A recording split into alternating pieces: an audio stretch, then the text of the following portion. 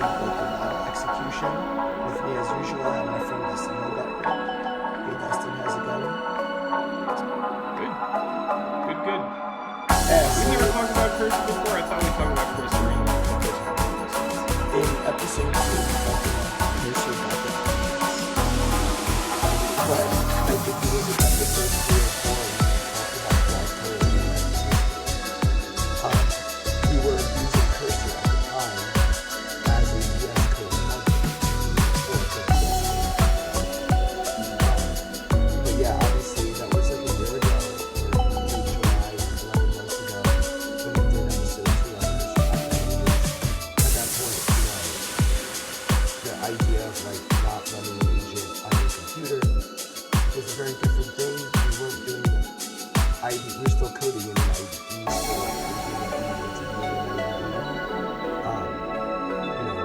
still, I think we're just kind of departing from autocomplete. So we're talking about cursor this week. Oh, by the way, for those who are out there, we're using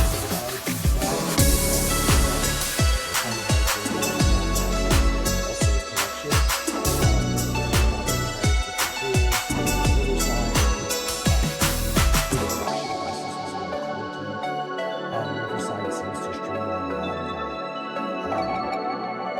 We still use QSO for social media posts. Hopefully in the future. Also, we're using the blog page for our website.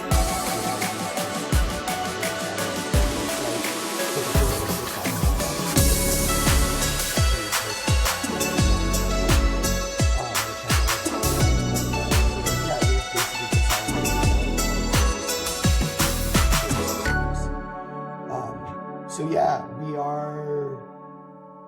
So yeah, I experimented with cursor. The way I did it was I wanted to keep my development process the same. Like I wanted to take my day-to-day coding activity and I wanted to just use cursor with it. So it was the most easiest way for me to see the difference. And so we talked about, we never did an episode on Crow. Maybe we should. should probably do that. So we have a tool that we wrote that we open source called Crow. It's at radius method /Crow in GitHub. And so basically it allows you, it's a harness for using Claude Code. It allows you to pick up tickets and code them, pass off code review. You could do things like auto merge, auto code review refinement. And so we added support for codecs so that you could hot swap the coding agents. And I just added, I did a bunch of work, you could check out the commit history. I did a bunch of work to basically add support for cursor. And so what I did is I used Claude as my kind of orchestration with cursor doing the coding, and I'll set up for code reviews. So I was able to kind of experiment with them side by side, kind of, sort of. So the first thing that was different, obviously, it looks a lot like Claude Code. It looks a lot like Codex. It looks a lot like Open Code. Although Open Code is a completely different animal because it doesn't have it has an API layer, a server that you run. But the first thing that I noticed was that, and I guess you knew this already, that Cursor has its own model now called Composer. And essentially what Composer is, this is really interesting drama, especially with the SpaceX IPO next week, which is, I think they're raising 75 billion, although it might go higher. It'll be the largest IPO in history. And you talked about it a few episodes back. I think it was episode 29 or 30 about the acquisition for 60 billion. It's just interesting because all they did was they took Kimi, which is a open weights model under the MIT license for a company called, I forget the name of the company actually. It's a former engineer from Google. It's a Chinese originated model, and essentially Cursor's like retraining it to do coding based tasks, tool calling. But the issue that they ran into was that they don't have the infrastructure to actually do the retraining. And so essentially by the SpaceX acquisition, uh, Grok, or sorry, OpenAI, or sorry, XAI or SpaceX, what was XAI, Grok, the Grok, I guess they GA'd their coding tool yesterday, which I think before you couldn't use it, now you can. Um, their model is not as good as Anthropic and OpenAI codex. I'm trying to figure out like why would Grok or SpaceX acquire a company that essentially is just retraining an open weights model? Like, what is the benefit of doing that?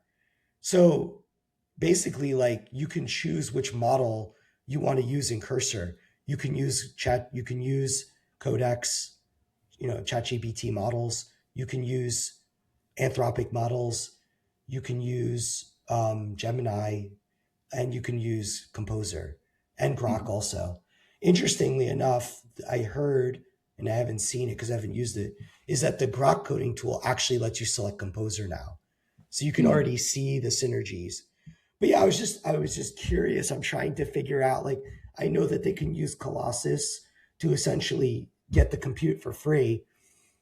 Um, the only thing I can think of is like they can basically cut into the OpenAI and Anthropic margins, because people buy Cursor and then use the subsidized stuff from Codex, and basically they're subsidizing the model usage. You pay $20 or $200 a month, and you get subsidized usage of whatever model you're choosing or whatever. I'm using Composer just because I wanted to see how it performs. And ultimately, I think that's what the future of Cursor looks like. But like before we get into like what Cursor can do, because that's really not that interesting, the short answer is like not that great. Claude Code is better. It has some features, but like you could just see that everybody's just copying everybody now. Like the coding agents are like, for lack of a better word, like there wasn't anything that I really couldn't do. You can resume sessions, you can do goal loops, you can actually use Claude Code commands automatically. They just drop in, and Cursor's smart enough to see the .claude directory. So I was able to use all the existing commands and skills inside of Cursor without having to do anything. It could read all the Claude MD files. It's just not as sophisticated as a model at the end of the day. The tool itself is fine. I would use it. I did use it for coding for a day. I didn't see any discernible difference. Like it seemed to do a pretty good job. I don't know if I was giving it really complicated stuff to work on. Yeah, I had heard a lot about Composer 2.5. It had scored well on some benchmarks. I think the benchmarks have asterisks next to them because I don't think that Composer has an API, so there's no real way for others to evaluate it against benchmarks. You have to use it through Cursor, and therefore it's really only evaluated on benchmarks that Cursor themselves have put it through. They say it scores pretty high, but yeah, I didn't expect it to be an Opus or the latest Codex GPT model killer. But I heard that it's pretty solid for the fact that it came out of Cursor, which isn't a frontier AI lab. It shows that if you have the data, right? And so to give you an idea of like, why would SpaceX buy Cursor? It's like, if you think of Cursor as just a UI, for developing, then you're not thinking of what their most valuable asset is, which if it was just UI, I think that SpaceX and XAI would have just built their own, Right. harness. But what it really is the data, right? So Cursor has years and years and years well, maybe that's too many years, but 2 years, it, maybe 2 it years. has it has from the beginning, because it was one of the first coding harnesses. It has all of that data, so it probably has close to the most amount of data, if not the most, um, of back and forths between coding agents and users looking to code. So, and not only that, but all the other providers probably only have their own data of back and forth with their own model, right? But Cursor has back and forths between all the different models. So it has codecs back and forths, thinking and writing files and tool calls and everything that's going on in your coding agent. It has Anthropic, it has Grok, it has a whole bunch of data, right? So that data is important, because what you can do is you can take a model like you mentioned, Kimi, and then you can RL train on the back and forth from all those different models and basically make Kimi. And if you look at the data of like their benchmarks versus base Kimi, like they legitimately did that. They made it way Yep. better at coding than it was Right. on its Yep. own. Yep. Exactly. Um, and so that proves that if you have the data and then an open source model, you can approach what the frontier models are through RL training alone. Now they needed data centers, they needed the GPUs in order to do that, which is why Yeah. they signed that deal um, with SpaceX. SpaceX needs the data, and Cursor needs the data centers. But not only that, like there is a like immediate, I don't know how big the effect is, but essentially like Cursor was renting data centers to train the models because they don't have Mm-hmm. data centers. So they were basically renting compute from Anthropic and OpenAI to train their models because they're reselling them.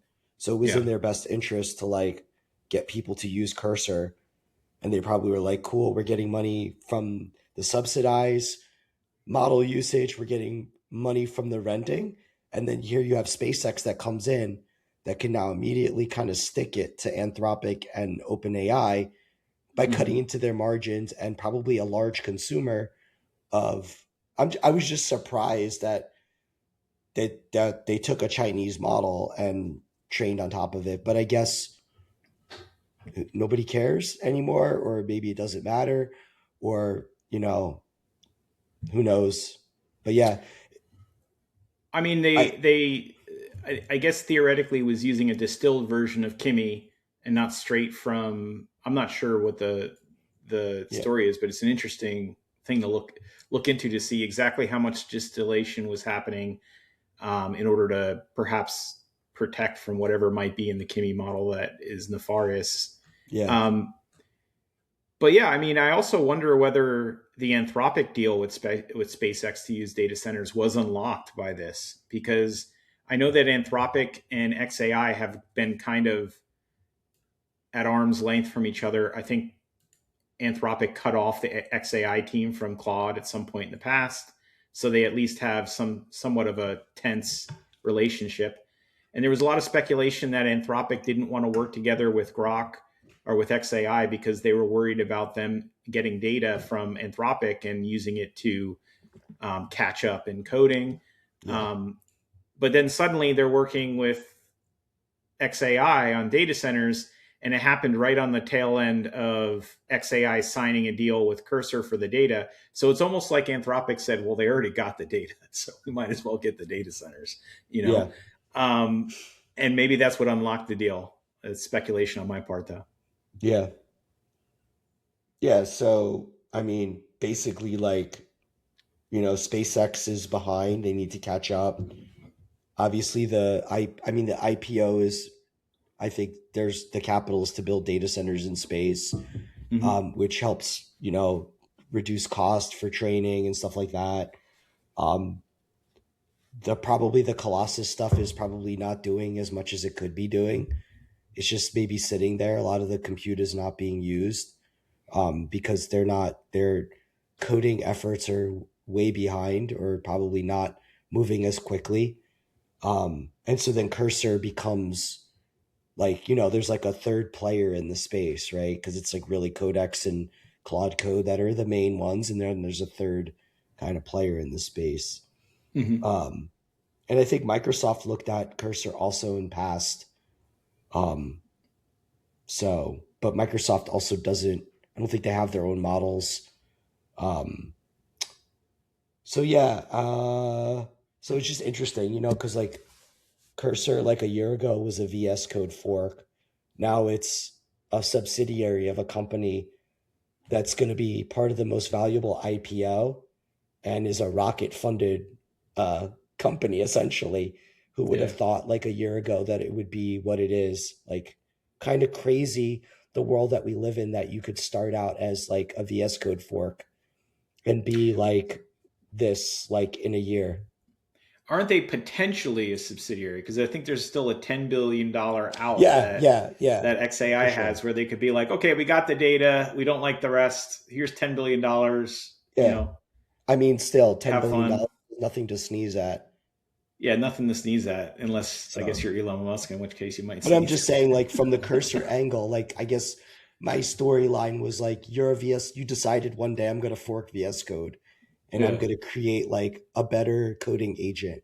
And then like a year later, you're 18 months later, you're being like given $10 billion. Like that's pretty amazing. Like that's the landscape of like the types of bets people are making. Like, is it worth $10 billion? Who knows? The data is valuable.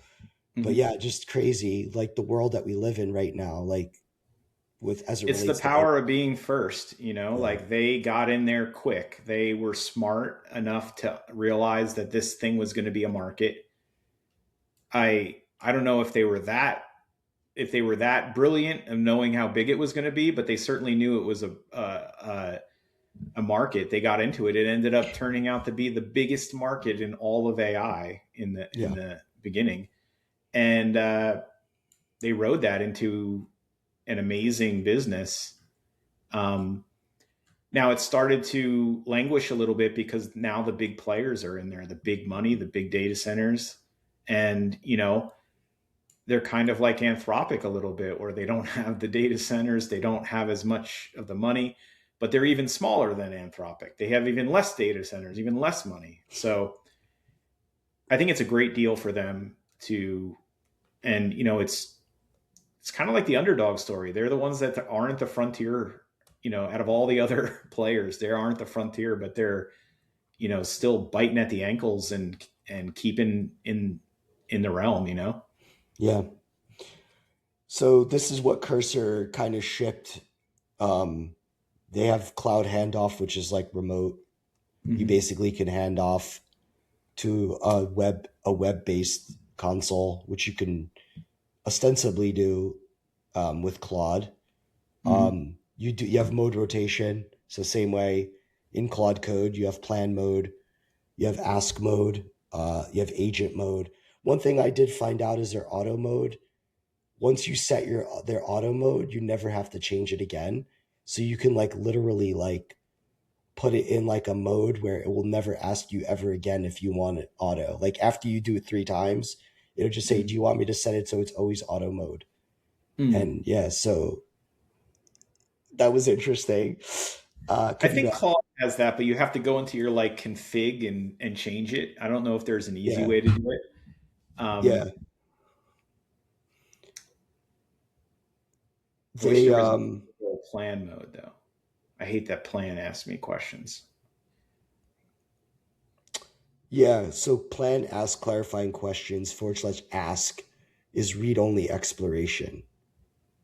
Um, you also have the background agents are now called cloud agents, so you can run up to 8 agents in parallel on one prompt via Git trees. Mm.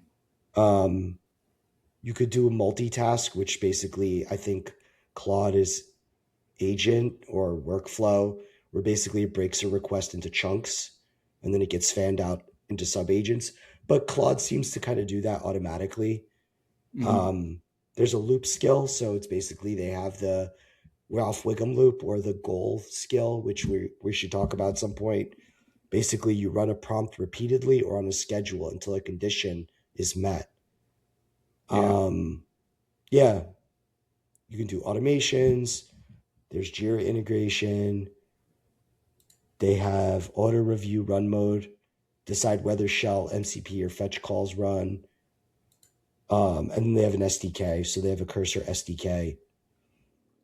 But yeah, I mean, it seems to be like, I mean, all of these seem, it's hard to see the difference between them other than the models.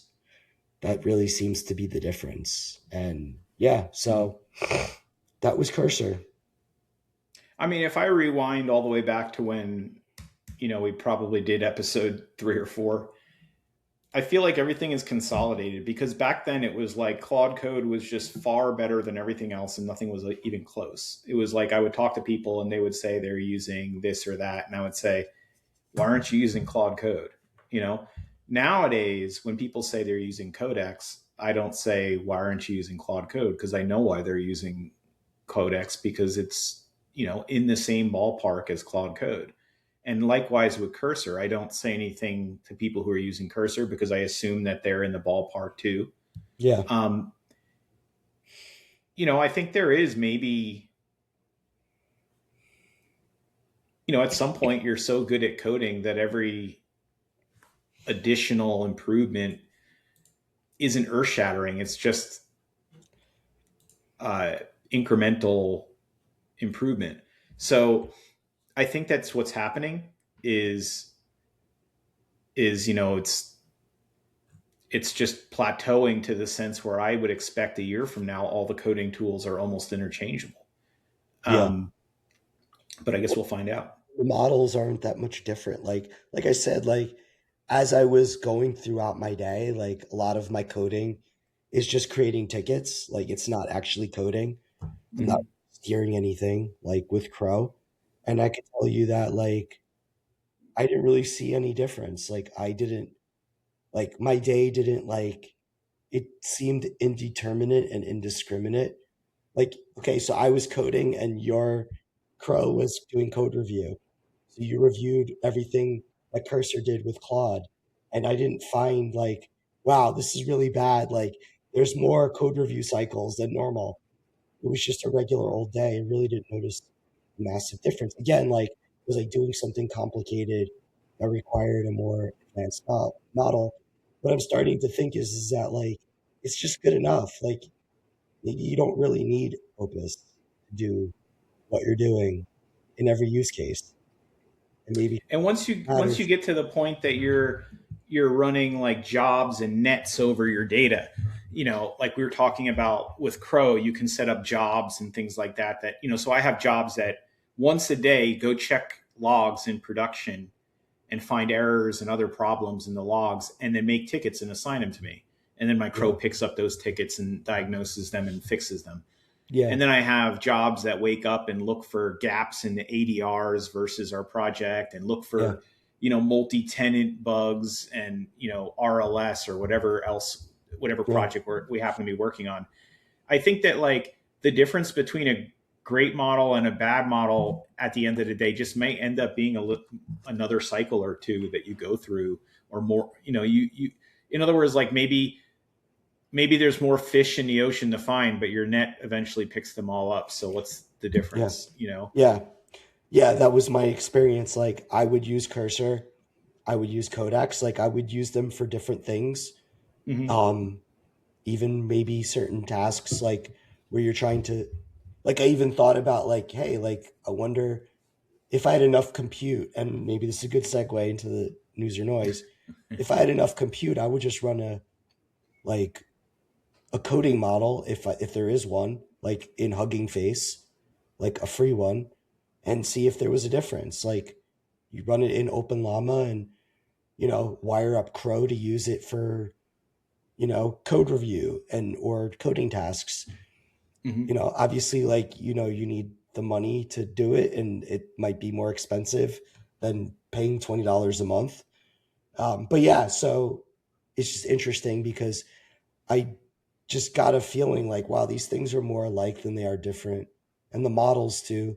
Like again, people are, like you said, people are saying these amazing things about Mythos, and I'm sure it's really good at doing certain things, Mm-hmm. but I suspect that there's the subsidization and the convergence of the models like are getting closer and closer to each other in terms of like all the data that they're getting is the same data. Like after you get like 100 people coding in a programming language, you pretty much understand like how much more reinforcement learning training is really going to separate you from the pack. Yeah. So yeah, that's my readout on Cursor, and I'm And, curious to hear about um, you know the Nvidia thing because I think that that sounds interesting. and considering how all the different providers are, essentially RLing off of each other, right? Just helping, distill a little bit from each other. They're also converging because like when one gets a little bit ahead, all the other ones just train on that aspect that they Or want they to do just better. hire the people that help them get there and pay them a higher Yeah. salary. Yeah. Yeah, So just poach people. it seems to be consolidating for a number of different reasons. And Yeah, that's good for the developer, right? Because one thing that wouldn't be good for the developer is if Claude Code just increased their lead more and more and more and more until eventually you couldn't use anything but Claude Code. And then I can tell you with 100% certainty that the model prices would not come down. They'd probably go up, right? And it would become more and more of like, well, you've got to be, you've got to have a budget in order to do this stuff. But I think that as the coding tools consolidate, it's going to become cheaper and cheaper as they compete with each other. Um, at least that's how it typically happens. yeah. So let's segue into news or noise. The one news topic I wanted to talk about was Nvidia's RTX Spark. So there's two components of this. One is that they released, Jensen formally announced RTS Spark as Nvidia's new super chip for compact desktop PCs and laptops, building on the foundation of their earlier GB10 super chip. Um, the headline is that it's got up to 6,144 core Blackwell GPU, up to 20 ARM cores, up to 128 gigabytes of unified memory, which is, I think, the big piece of it. Um, and then the side piece of this is that Microsoft um, is partnering on this, and they have a bunch of laptops that are coming out that are going to be powered by RTX Spark out of Nvidia, and it's really kind of a play at what Apple is doing. Apple has really kind of forged the way of having the MacBook Pro with the M chips and the Apple Silicon, kind of vertically integrating within the hardware space to come out with a laptop that's able to be coherent and have enough memory and do all the components you have to put together in order to have a good AI chip and the power to do AI work on a laptop. So this is really a play at that, it looks like.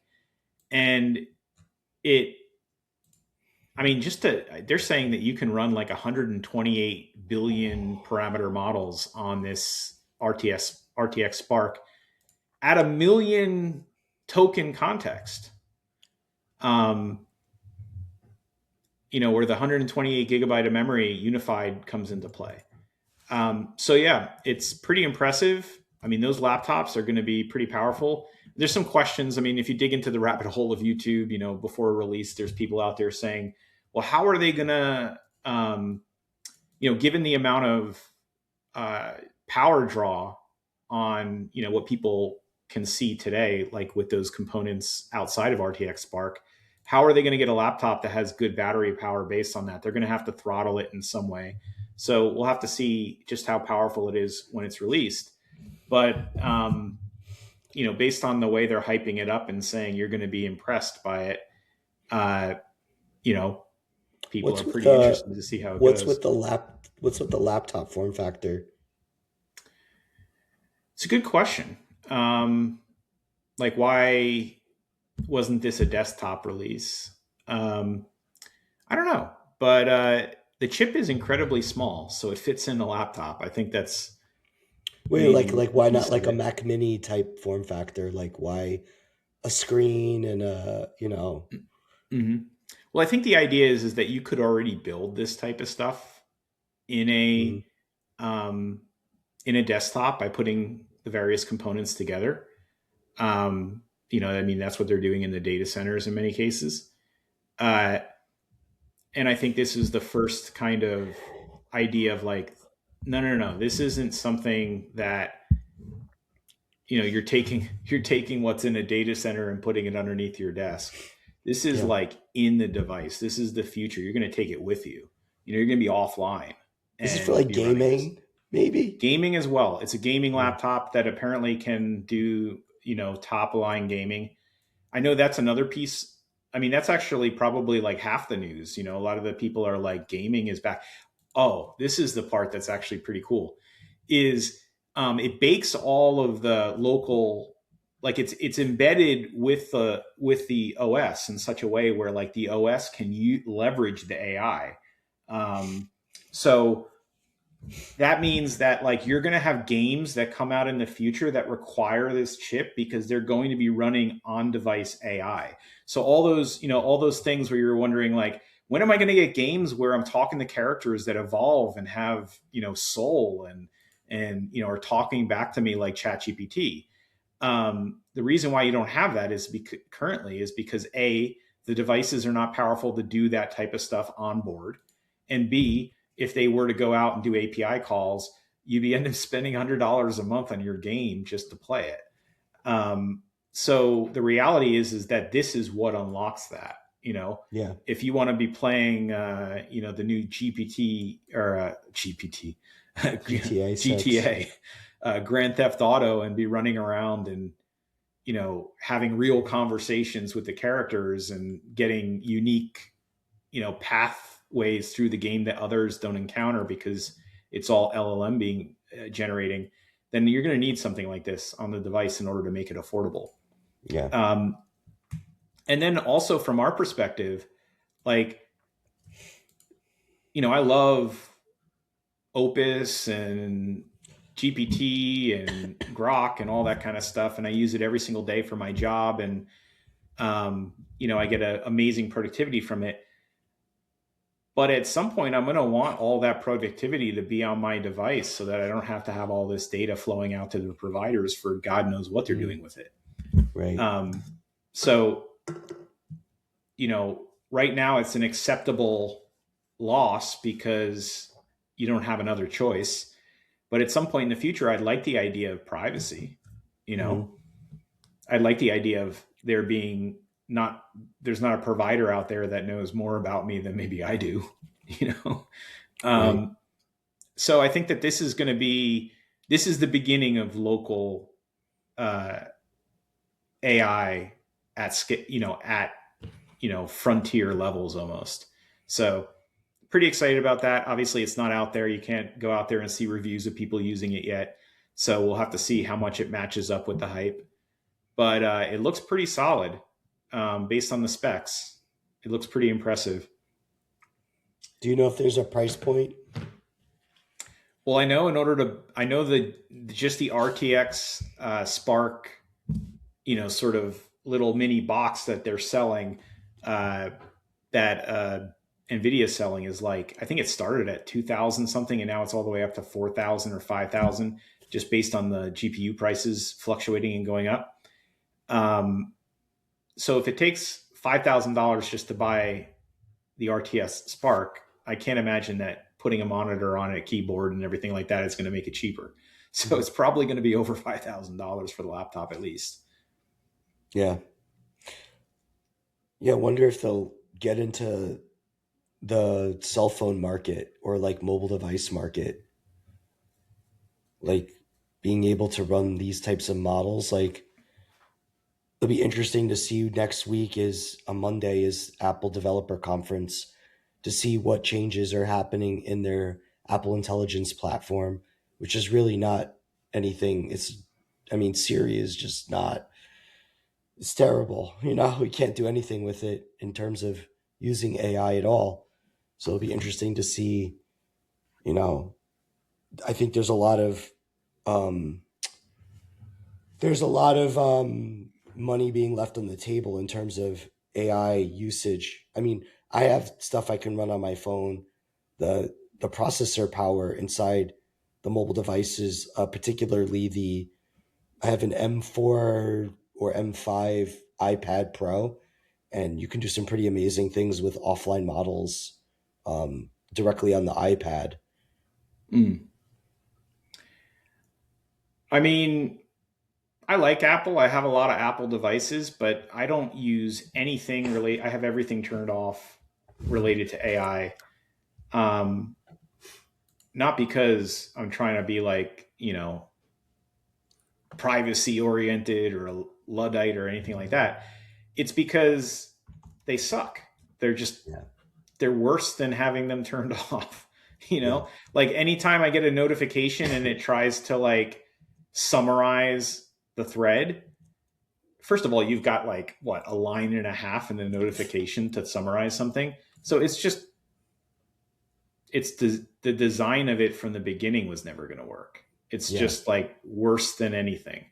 yeah, Um, yeah, I can't think of anything that I use from Apple related to AI. In fact, I think Apple would have nothing related to AI if it wasn't for the fact that they have MacBook Pro with M chips and everything like that. It's really their only story at all related to AI is the hardware side, yeah, you know, which is pretty impressive. But now they're yeah, going to get some major competition from the big boy in the room when it comes to hardware. So, yeah, can't if you're Apple, this isn't good news. yeah. So supposedly next week, they're talking about Siri 2, which is a completely redesigned AI assistant Mm, featuring deep personal context, on-screen awareness, cross-app capability. They integrate with Gemini, which we knew about. mm, So they got rid of their. Um, they basically have Gemini running in their own private cloud. mm. So yeah, for enhanced security, whatever that means. So it'll be interesting to see next week. Obviously, whatever they release won't be available until like September. So they finally got to the point where they realized their Siri should just Oh yeah, wire up to the frontier models, let them do the yeah, work. yeah, yeah. We Can someone we check Bezos's pulse? Like, where the hell when is my Alexa gonna stop telling me dumb stuff all the time? I'm gonna yeah, have to throw all those things out and abandon it. But I'm yeah, waiting for them to finally do what. If I work for them, I could probably roll it out in a couple of months. Just hook it up to the providers and let people ask questions through Alexa with the providers. Geez, it's a yeah, terrible experience. Sad. yeah. Um, yeah. What else? What else in news or noise? Yeah. So we also have just a minor thing. GitHub's Copilot has shifted their billing. Um, they're pausing new signups for Copilot Pro and Pro Plus and announced the move to usage-based billing starting June 1st. So 4 days No more ago. subsidized usage. No more subsidized usage. Their market share has dropped from 67 to 51%. Um, while Cursor has, to give you an example, Cursor has reached 2 billion ARR, and Claude Code has grown sixfold during that period of time. So Copilot has dropped what 16 or 16%, while all the others have done multiples of everything. So that's pretty horrible, and Yeah, that's what my experience too. I mean, if I hear someone's using Copilot, I still say, why aren't you using Claude Code? Why aren't yeah, you using Claude Code or Codex or anything? Why don't you just write it by hand at this point? yeah. I wouldn't be surprised if soon they just decide to abandon it altogether. Yeah, I put Microsoft in the same category as Meta, where they seem to be like, you know, on the bench trying to figure out how to get into the game. And, Yeah, you know, every single time they get an opportunity to get on the field, they trip and fall and someone else takes their spot. Um, you've got the AI coding arms race, we kind of alluded this to it a little bit. You have Google with anti-gravity. They just came out with Gemini 3.5 Flash, which is, from what I can tell, not too great. It's expensive, uses a lot of tokens, and underperforms other models at the same price range. Cursor pushed out Composer 2.5, which we talked about earlier. Windsurf, which I haven't even heard about that in a long time. Added Devin, which is another thing I haven't heard about in a while. They added Devin support. Cairo, which is from Amazon, another player in the distance, introduced a new credit model. On the model side, Anthropic shipped Opus 4.8, which, had, I can't even tell the difference, honestly, between 4.7 and 4.8. It seems like it's maybe a modest change, if at all. And then there's XAI. XAI has come out with, they're calling it Grok Build, I think. Yep. Which is their CLI coding agent. Or TUI, I should call it. So that's something that's notable. Yeah. And I did mention that they did add Composer as a choice. Yeah. For a model in there. It's going to be interesting if they end up buying Cursor. What happens to Composer and Grok? Do they combine? Does Grok just end up all training off of Composer? Yeah. What's the future of that? Yep. Or both. Yeah. Just have both. Yeah. So is the Grok model, whatever it is, Grok Code or whatever it is, what is it trained on? Is it trained on tweets? Yeah. So, which is good, timely information, but is not like the most, it's not like the most sophisticated of writing. Right. So the combined of the two would probably make it much better at coding, especially with Composer's data. And I'm sure you want to be coding while you're driving in your Tesla. Yeah. Even better. I want my Tesla to be coding. Which, by the way, there's now a Apple CarPlay app for Grok, which is like pretty cool that I could actually talk to Grok while I'm driving. Oh, nice. That's pretty cool. My non-Tesla. Yeah. It uses like the Grok app on my phone, obviously. So I can say, "Hey Grok" in my car, and it just wakes up and starts talking. Nice. Yeah. And however, I let my Grok subscription, I had Grok Heavy with the most expensive Grok subscription, and I let it lapse because I hadn't really been using Grok a lot lately. And I noticed that my car only lets me do a certain number of requests to Grok before it tells me I'm rate limited. So I'm like, oh man, I guess I got to upgrade my subscription a little bit if I want to use that more often. But yeah, overall, I think that Grok is kind of like plateaued a little bit. I think that they need to have another step up to get to where the other players are. I don't use it as often as I used to in the past, when there was a period of time in the past where it was actually probably better at answering questions and getting you good depth and understanding the sort of physics of the problem and everything like that, the axioms and the variables. But now it may still be better at that, but it's now far behind all the other frontier models in terms of other things. So it's hard to find time for it.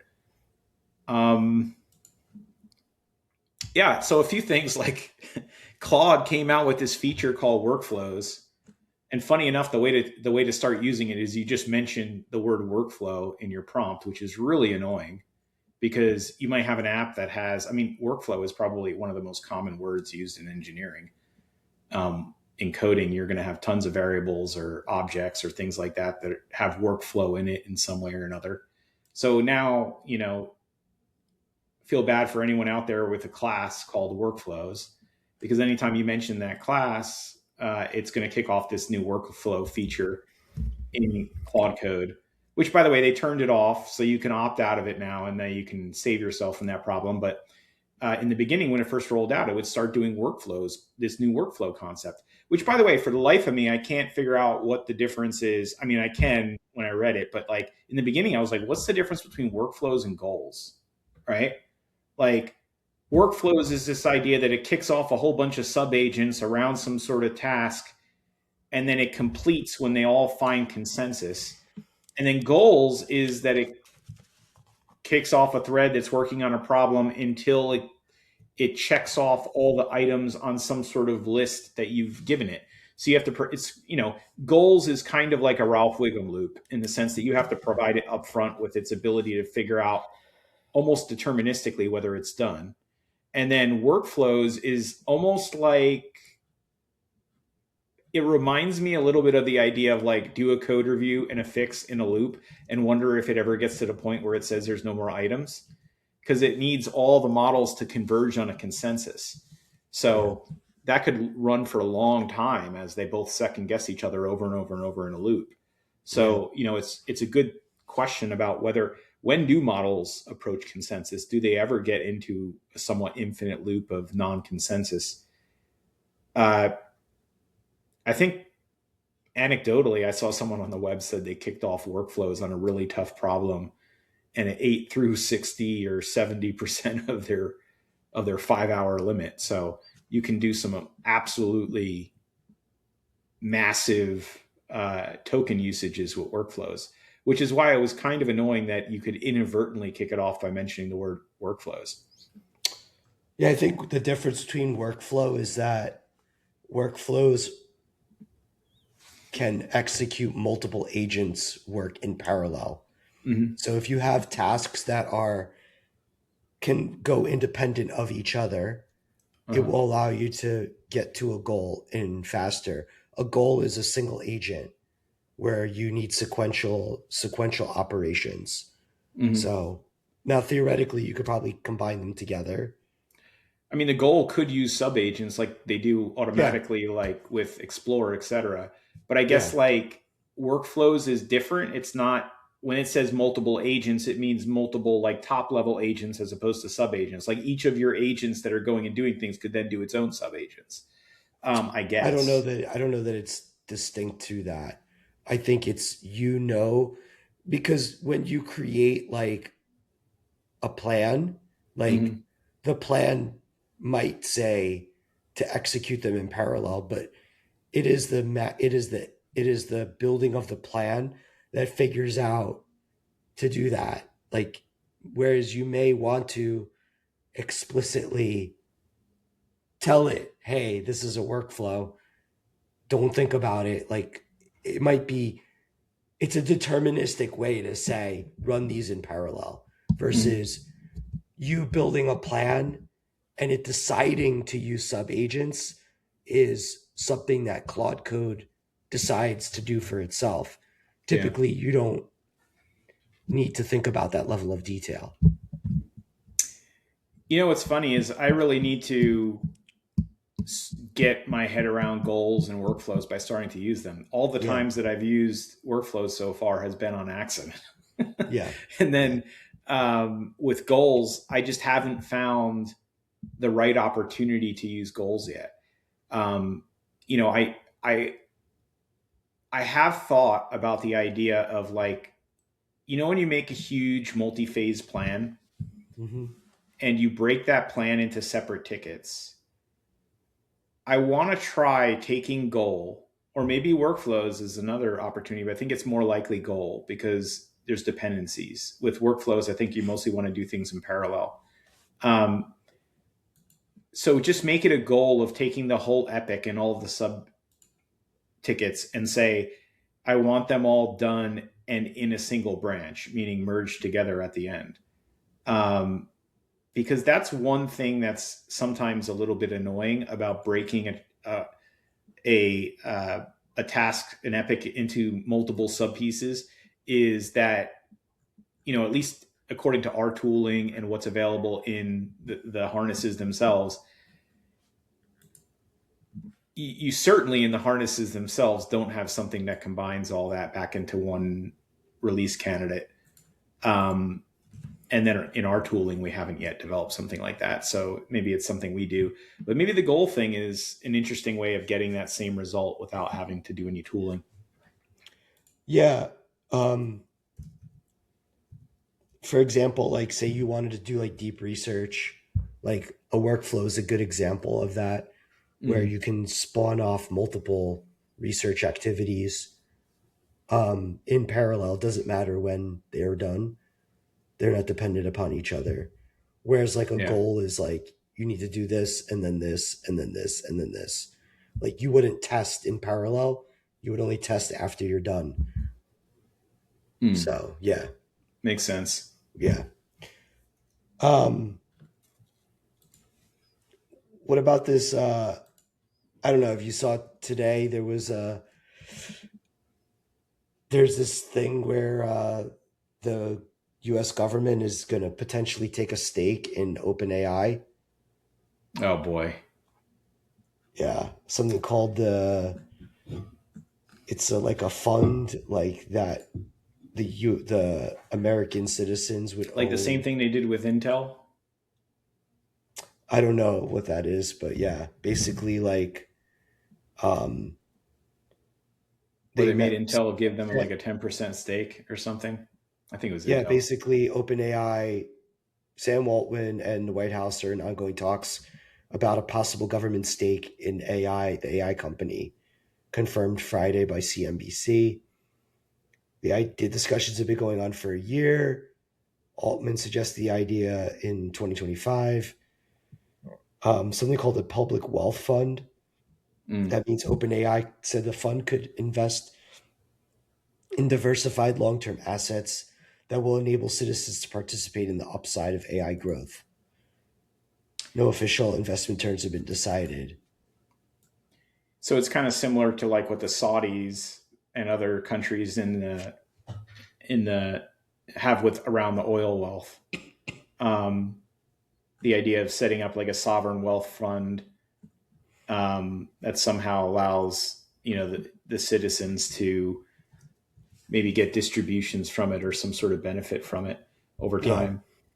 yeah. I mean, it Um, seems to have worked out well for some of the Arab nations. So, I think that it's worth investigating. The part that worries me about Anthropic and about OpenAI, and mainly about Anthropic, is that a lot of people, if you're out there and you hear a lot of negative news about AI, like it's going to take your job and it's blackmailing people and you can't control it, it's going to spin out of control and damage somebody, it's going to hack the whole planet. We need to stop people from having access to it until we figure out more. It's not like independent researchers that making those articles. It's literally like Anthropic and one or two other providers that are doing that. Like they are yeah, literally putting out their own bad press. And you might wonder why they're doing that. Why would you put out bad press about yourself? And in my opinion, they're exaggerating it because they're trying to make it sound like, remember that Dario from Anthropic, the CEO, who by the way is not a software engineer, right? He's an AI researcher. Um, he was saying that software engineering is going to be done in 6 months, right? We're going to have it all automated. Well, first of all, you don't do it, so how do you know what it entails? But second of all, I don't even think. First of all, he's hiring software engineers while he's saying that. So, like, I'd be interested to see what the interview was like. Am I only going to be here for 6 months? Oh no, we're just telling everyone that. Uh, it's hard to believe that they even believed it when they said it. But it's like this mode they're in, trying to hype up investors so that they can get the next round of funding that they need. Um, but there's also, in my opinion, kind of a nefarious aim behind it, which was that they're trying to get the government to like close the door behind them so that nobody can catch up behind them by saying what we're doing is so dangerous. It needs to be regulated. There need to be like waiting periods before you can release a model until we figure out whether it's safe or not. And all these things that they want to be one of the blessed companies that can do it. And then everybody else has to either work for that company or not do AI. And I think that's a mistake. First of all, I think it's the way that we're going to lose the AI race and not be the leader in that industry. And second of all, I just think it's, bad business. I mean, you're not, if the government has to give you a thumbs up in order for you to release your AI model, I mean, we all know what's going to happen at the end of the day is we're not going to release a lot of AI models. It's going to be very expensive to do so. It's going to be a barrier to entry, no startups, no innovation. It's going to be like a monopoly to some extent, in my opinion. Yeah. Speaking of which, there was an executive order, two executive orders signed this week, but there was one specifically that was signed today. And it basically mandates that multiple vendors to eliminate single points of failure, addressing the government's over-reliance on Anthropic. No vendor can interfere with military decision-making or impose restriction on lawful use, which resolves the Anthropic impasse. Rapid deployment of frontier models is critical. So something about like a 30-day period. Next generation classified computing facilities enable broader adoption. The June 2nd voluntary testing framework allows innovation while maintaining security vetting. Multiple vendor requirement reduces Anthropic's moat and negotiating the leverage with the Pentagon.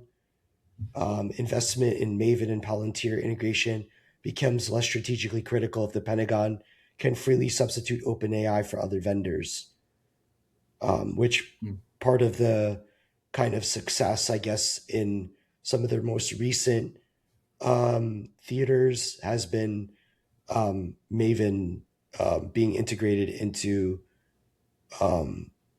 using Anthropic models. Yeah. I haven't read the whole, I'm just reading a summary of the thing. So. Yeah, I mean, that's indicative of part of the issue with how Anthropic has been with the government as well, is like, I don't know. So does it force Anthropic to remove their guardrails, their ethical positioning statements from February about using the models that caused the impasse? Does it force their hand because it now becomes a competitive disadvantage to be so restrictive? It's a good question. Yeah. I don't know. It's if I were running Anthropic, I would do things a little bit differently. But, then again, I'm not running Anthropic, so I can't, doesn't mean anything at all for me to say that. But hats off to them. I mean, they've done an amazing job. I don't think anyone thought that they would be where they are today. And there's certainly, we talk about mistakes that they're making and things we disagree with, but you just can't deny the fact that they're doing a great job in terms of the efficacy of their product and everything like that. And the models are great. They're trying to do anything they can to maximize their advantages and minimize their disadvantages. And they have a few disadvantages. So, they're trying to find the pathway that allows that to win. Yeah. The executive orders also, like the one from June 2nd, has like language in it that seems to be driven by some of the claims of Mythos.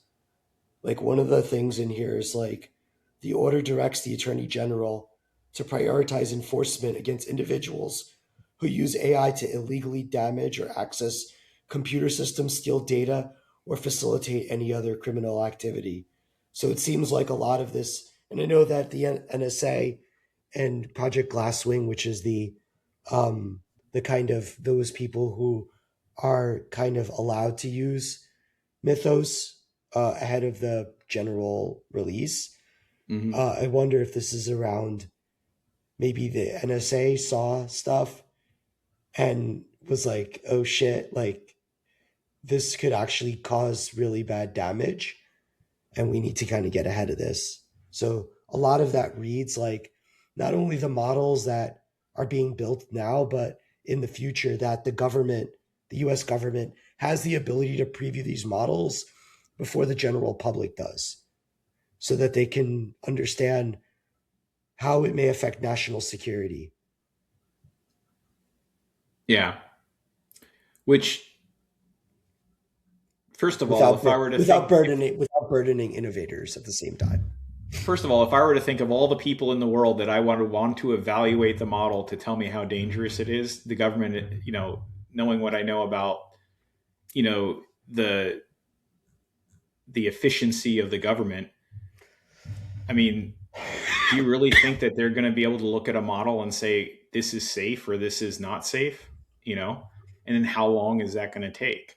You know, in my experience, I would think that they're not going to be very well equipped to do that, because you kind of have to be an AI researcher in the first place to evaluate how dangerous a model is, or at least be in the realm. And then, second of all, in government, the incentive is to say it's not safe, because if you say it's safe and then it becomes not safe, it's your butt, you know? So, Yeah. it's, look at how zoning, look at how getting approved for a data center and getting approved for like a power plant is, some people wait 10 years and then get rejected, you know? Yeah. So, like, is it going to be another one of those situations where now it takes you 10 years to get your model out, because some government bureaucrat is trying to figure out whether it's dangerous or not, and they're not even the right person to be able to figure that out. Yeah. So that's the kind of thing that worries me. And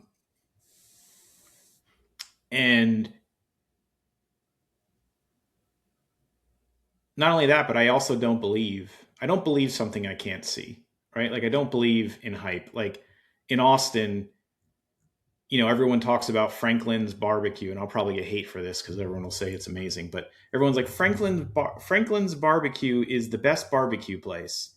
And then I ask people, have you been to Franklin's barbecue? And they're like, no, I haven't, but that's what I heard, right? And you got to line up at like 6 a.m. and you got to wait there on 3-hour line to get Franklin's barbecue.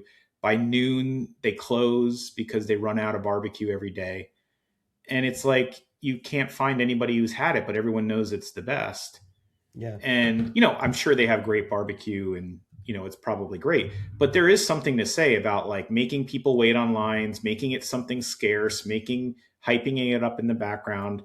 People tend to, it's the same reason why clubs keep a line out the door, because they want everyone who drives down the street to be like, wow, that club is popular, Did you ever see what was it, the night at the Roxbury, where they're like, we're gonna make the inside of the club the outside, and the outside is like the inside.